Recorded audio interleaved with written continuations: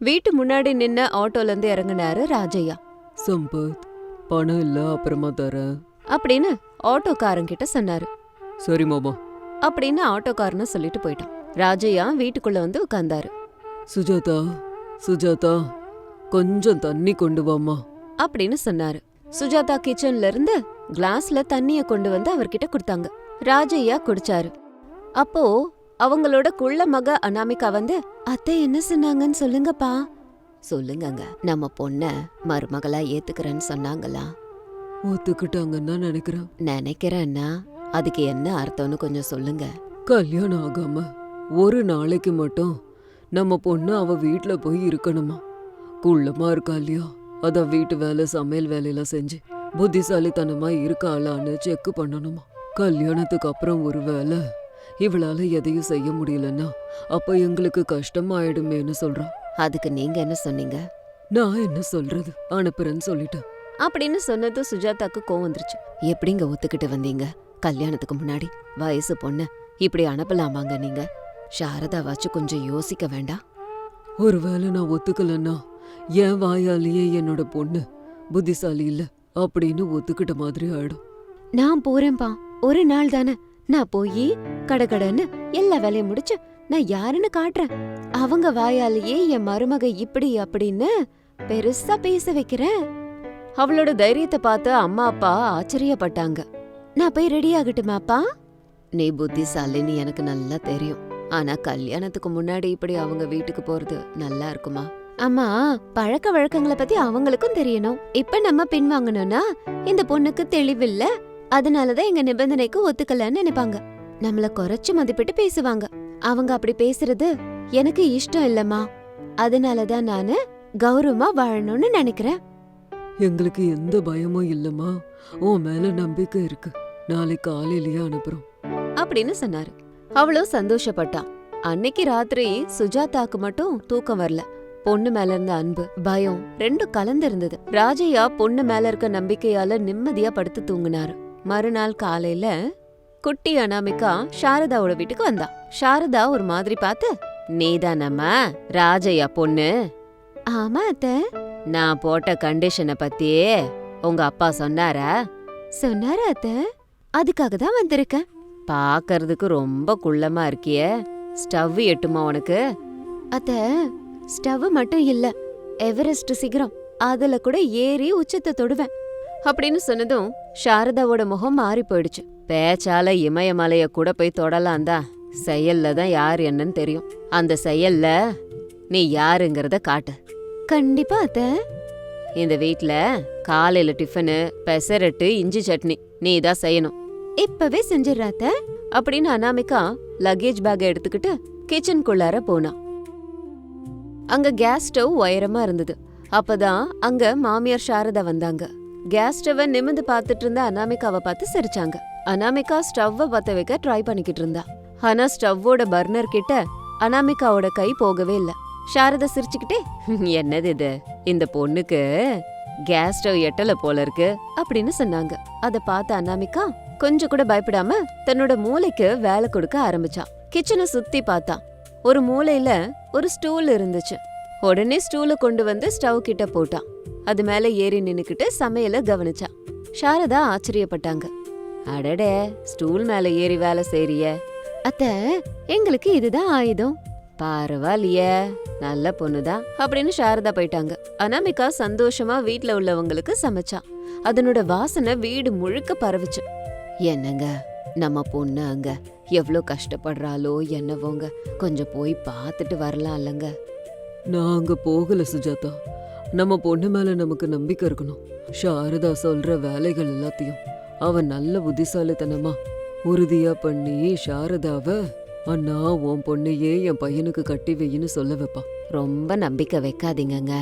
சமைக்கிறதுக்கு என் பொண்ணு என்னென்ன கஷ்டப்படுறாளோ என்னவோ, என்னால இந்த இடத்துல நிம்மதியா உட்கார கூட முடியலங்க. நீ கூட நம்ம பொண்ணு மேல நம்பிக்கை வை சுஜாதா, அப்போ ஒரு இடத்துல உட்கார முடியும், மனசும் ஒரு நிலையா இருக்கும் அப்படின்னு சொன்னாரு ராஜையா. ஆனா பெத்த மனசு அமைதியா இருக்க முடியல. பிரசாத் அவரோட ரூம்ல இருந்து ஹாலுக்கு வந்தாரு. சோஃபால சாரதா உட்காந்துக்கிட்டு இருந்தாங்க.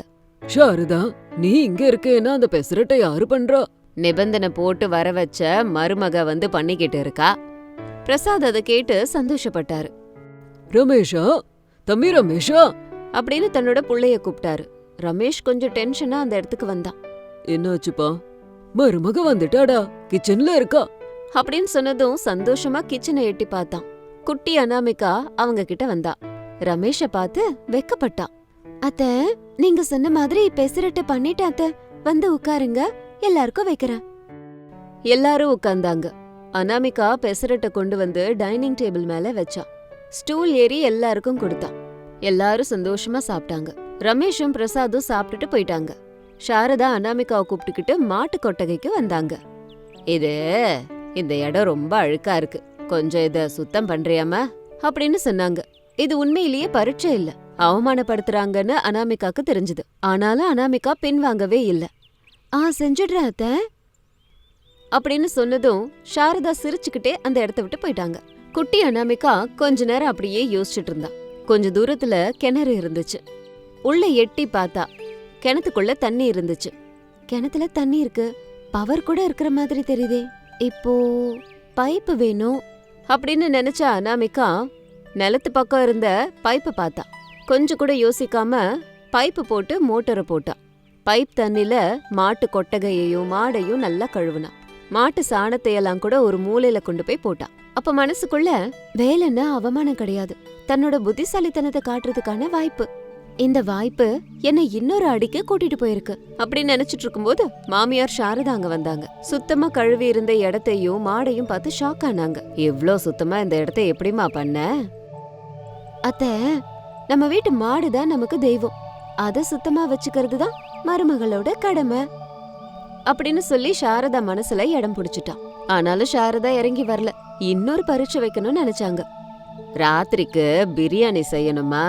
உன் கையில செஞ்ச பிரியாணி எல்லாருக்கும் பிடிக்கணும், செஞ்சுடு என்ன? சரிங்க அத்த. 2 பேரும் வீட்டுக்கு வந்தாங்க. அப்போ அனாமிகா வீடு பெருக்கிட்டு இருந்தா. சாரதா கிச்சன்ல ஒரு குளறுபடி பண்ணாங்க. உப்புல சர்க்கரைய போட்டாங்க. இப்ப பாக்கலாம் இந்த குட்டி பொண்ணு என்ன பண்ணுதுன்னு. ஒன்னும் தெரியாத மாதிரி வெளியில போயிட்டாங்க. 1 மணி நேரம் போனதுக்கு அப்புறமா அனாமிகா பிரியாணி செய்ய ஆரம்பிச்சா. உப்பு போடுற நேரத்துல கொஞ்சம் ருசி பார்த்தா. அப்போ மனசுக்குள்ள இது உப்பு இல்ல, சர்க்கரை. உடனே அனாமிகாக்கு புரிஞ்சிருச்சு. கொஞ்ச நேரத்துக்கு முன்னாடி அத்தை தான் இங்க வந்தாங்க. என் புத்திசாலித்தனத்துக்கு இங்க இப்படி ஒரு பரீட்சையும் வச்சிருக்காங்களா? எது நடந்தாலும் நம்ம நல்லதுக்குன்னு நினைச்சுக்கலாம் அப்படின்னு சாரதாவோட சண்டை போடல, யோசனை பண்ணிக்கிட்டு இருந்தா. ரவா ஜல்லடையில உப்பையும் சர்க்கரையையும் பிரிச்சு எடுத்தான். அதை பார்த்து சாரதா ஷாக் ஆனாங்க. பரவாயில்ல, புத்திசாலி பொண்ணுதான் அப்படின்னு சொல்லிட்டு போனாங்க. அன்னைக்கு ராத்திரி எல்லாரும் உட்கார்ந்து அனாமிகா செஞ்ச பிரியாணிய ருசிச்சு சாப்பிட்டுக்கிட்டு இருந்தாங்க. அனாமிகாவை பாராட்டினாங்க. அத்த, நீங்க வச்ச பரீட்சைகள்ல நான் பாஸ் ஆயிட்டேனா இல்லையா? பாஸ் ஆயிட்டடிமா, நீதான் என் வீட்டு மருமக. நல்ல நாள் பார்த்து உனக்கும் ரமேஷ்க்கும் கல்யாணம் பண்றேன் அப்படின்னு சொன்னாங்க சாரதா. அனாமிகா நிம்மதியா படுத்து தூங்குனா. மறுநாள் அனாமிகாவை கூப்பிட்டுக்கிட்டு சாரதா ராஜையா வீட்டுக்கு வந்தாங்க. ராஜையாவும் சுஜாதாவும் சந்தோஷப்பட்டாங்க. சாரதாக்கு மரியாதை பண்ணாங்க. இங்க பாருண்ணா, அனாமிகா வீட்டுக்கு வந்ததுல இருந்து ஒரே சந்தோஷம் கொழிக்குது. அவளோட உருவத்தை பார்த்து அவளை குறைச்சு மதிப்பு போட்டுட்ட, தப்புதான், மன்னிச்சிரு. எதுக்குமா மன்னிப்பெல்லாம்? என் பொண்ணு உன் வீட்டு மருமகளாக்க போற, அதை தவிர வேற என்ன வேணும் எங்களுக்கு? அத்த, குள்ளோங்கிறது உருவத்துக்கு மட்டும்தான், மனசுக்கு இல்ல.